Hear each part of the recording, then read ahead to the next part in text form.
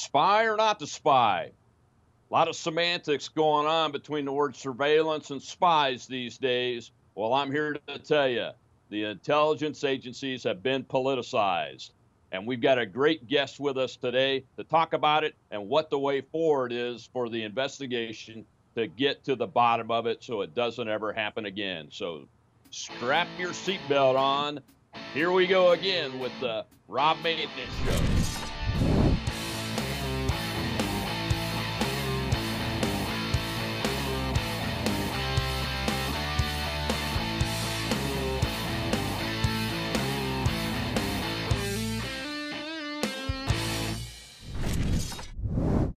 Key United States of America's intelligence agencies are now completely politicized. Appointed officials are trying to wriggle out of the spying on a presidential political campaign using semantics, and partisan elected officials have caused extremely grave damage to the country using politicized reporting. I started writing and publishing my concerns about this politicization, especially of the Central Intelligence Agency and the Federal Bureau of Investigation, since shortly after the Director of National Intelligence released the unclassified version of the intelligence community's assessment on Russia's activities and intentions in the 2016 elections. As we can all see now, the specific approval and release of these politicized intelligence agency documents led this nation through more than 2 years of a counterintelligence investigation against the Trump campaign, Crossfire Hurricane, incessant accusations he's a Russian asset, against the duly elected President of the United States of America, appointment of a special counsel, Bobby Mueller, to criminally investigate the entire administration, his campaign team, his family, and his associates. In my opinion, based on more than 3 decades of national security experience, this insertion of politics into the legislative, judicial, and executive branches of our government has caused extremely grave damage to our nation's ability to defend itself, make and keep treaties, and for our citizens to have confidence that the nation's justice system is equally applied to all Americans. The average American probably finds it hard to believe these agencies are politicized, but the evidence is now overwhelming. Even the recent release of the vaunted Mueller report reveals how political views have tainted our justice system. The entire volume 2 of the report reads like a series of wish list scenarios written by Democrat Party operatives designed to entrap the current president into obstruction of justice charges, even while admitting Counselor Mueller decided not to bring charges because there was no evidence to substantiate the charges. This report clearly enables partisan elected officials to use its speculation surrounded by a few very weak facts to further attack the president, his administration, his family, and they've even implemented 14 additional investigations using it. If you're not convinced of the damage, Attorney General Barr has now testified to the Senate Judiciary Committee, as he said he would after public release of the Mueller report, and again openly stated there was spying on the Trump campaign and it may not be adequately predicated. In other words, was there even a counterintelligence investigation of the Trump campaign even warranted? The opposition politicians on the committee slandered and smeared Barr, who has accomplished everything he told them he would in his confirmation hearings. But they're undeterred in the insanity of trying to get Trump. The more this absurd application of injustice happens in the halls of Congress, the damage will only increase. And it gets worse. In my first April 2019 article, I challenged the Trump administration to finally do a complete criminal investigation into the genesis of the entire sequence of events that led to Crossfire Hurricane, which is the formal name given to the effort to investigate President Trump's campaign team. I'm convinced President Obama was involved in the decision-making from at least early 2016 and into the end of his term in office because of what former DNI James Clapper said in a July 2018 interview on CNN. If it weren't for President Obama, we might not have done the intelligence community assessment that did set off the whole sequence of events which are still unfolding today, notably Counselor Mueller's investigation. Clapper is not the only indicator to believe the Obama administration decision-making process involved the president personally. We have evidence and can show records of the deputies' meetings convened to manage the Russia cyber crisis exist based on Washington Post reporting from June 2017. That confirms who was in these meetings. Susan Rice, Haynes, and Lisa Monaco convened meetings in the White House Situation Room, which would later be referred to as deputies' meetings. They were initially attended by Director John Brennan, Central Intelligence Agency, Director James Clapper, Office of the Director of National Intelligence, Director James Comey, Director of the Federal Bureau of Investigation, Attorney General Loretta Lynch, U.S. Department of Justice, and as time passed, you guessed it, another cabinet member joined the deputies meetings, Vice President Joe Biden. As we follow the evidence trail and connect the dots, we find corroborated linkages to bits of information substantiating that President Obama not only made the decisions, but likely directed much of the operations.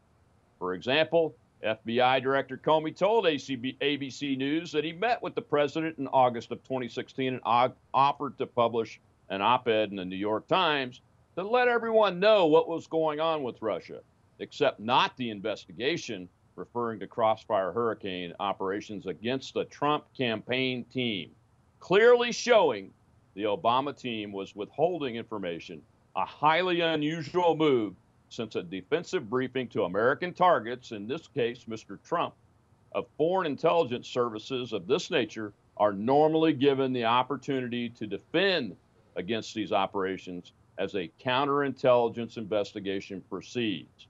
You can see the Senator Dianne Feinstein Chinese spy incident for that fact. We must stand up to these partisan political elites, government bureaucrats, and political appointees and get to the bottom of the decision process used by President Obama.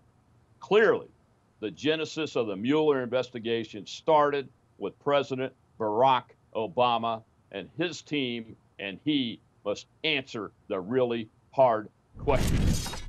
Friends, today's guest is Mr. Mark Lotter, the Director of Strategic Communications for Donald Trump 2020's campaign, former Special Assistant and Press Secretary for Vice President Mike Pence, and we're very grateful to have him give us some time today. Mark, thank you for your service to our country, and welcome to the Rob Maness Show. Well, thanks for having me on, Rob. Well, let's dive right into it, sir. A lot of news in the investigate the investigators issue of the Russia hoax, the collusion of the Russia hoax collusion issue.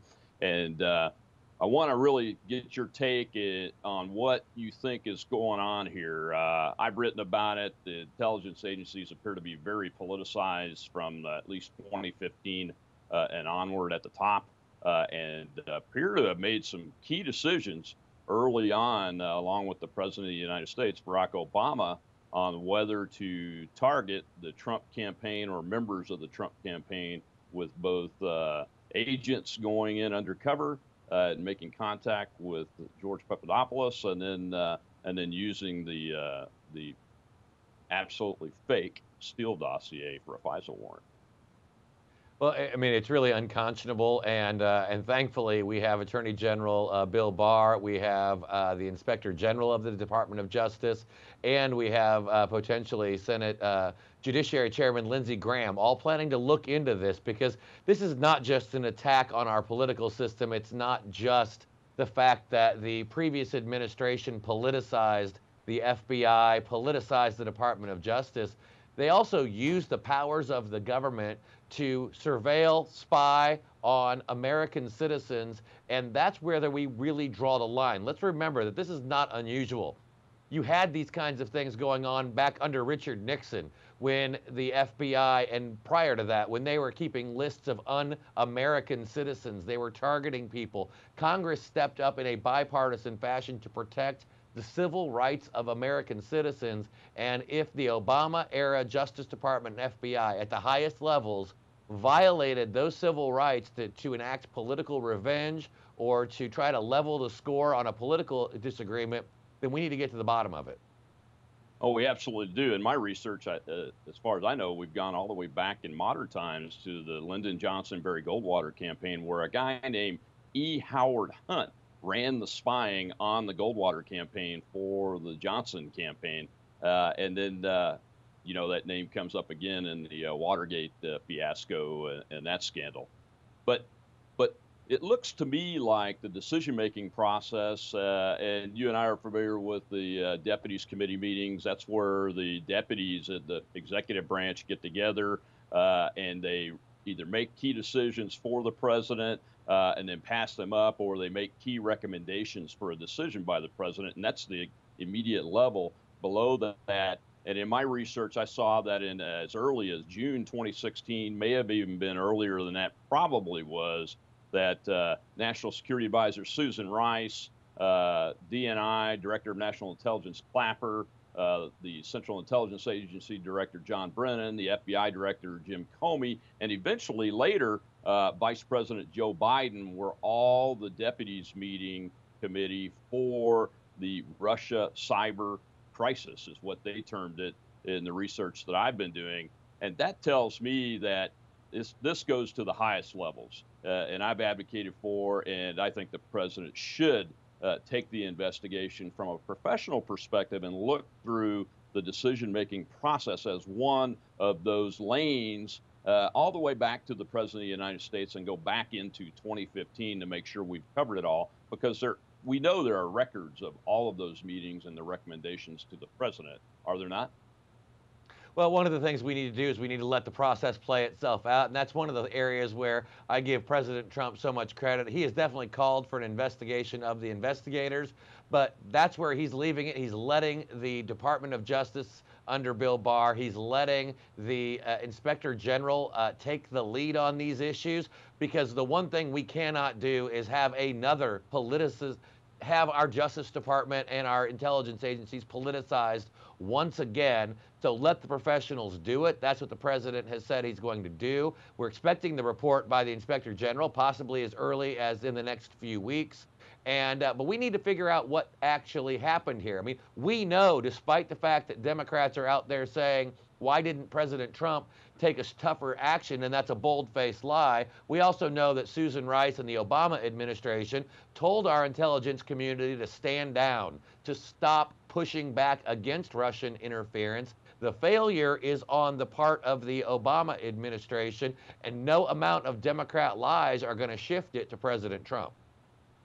I agree, and that's one of the reasons why I want to see a full investigation into this decision-making process, because I can find no evidence, zero evidence, that the President of the United States, Barack Obama, made a decision to either use the military or Department of Homeland Security counter cyber operations capabilities that we've spent $1.5 billion a year on to actually stop the Russians from meddling into the 2016 election. And I'm very concerned about that. And of course, we don't even want what happened to President Trump and his campaign and his presidency to ever happen to a Democrat president or any other president of the United States. So we've got to get to the bottom of that. Well, Mark, we want to thank you again for being with us. We know your time is very limited, and also thank you for the service to our nation. And we welcome you to come back so we can hit the hard facts of the positive news coming about in America today, and that is jobs, jobs, jobs, and the American economy that has been made great again. Well, thanks for having me on, Rob. And if you'd like to keep up with what I'm doing, you can follow me at Mark_Lotter. That's MARC_LOTTER. And make sure you go sign up. We want to know what you're up to. We want you to be able to keep up in touch with what the president's campaign is doing. You can sign up to volunteer and stay up to date at www.donaldjtrump.com. Well, friends, as you can see, we can't let this happen to another presidential candidate or president of the United States, regardless of what party they're in. It doesn't matter. We have got to get to the bottom of this, and we will. Thankfully, President Trump is going to let the professionals and the process play out so we can in fact get to the bottom of it and get the news out to you, the American people, so it never ever happens again. Until next week, I'm Rob Maness.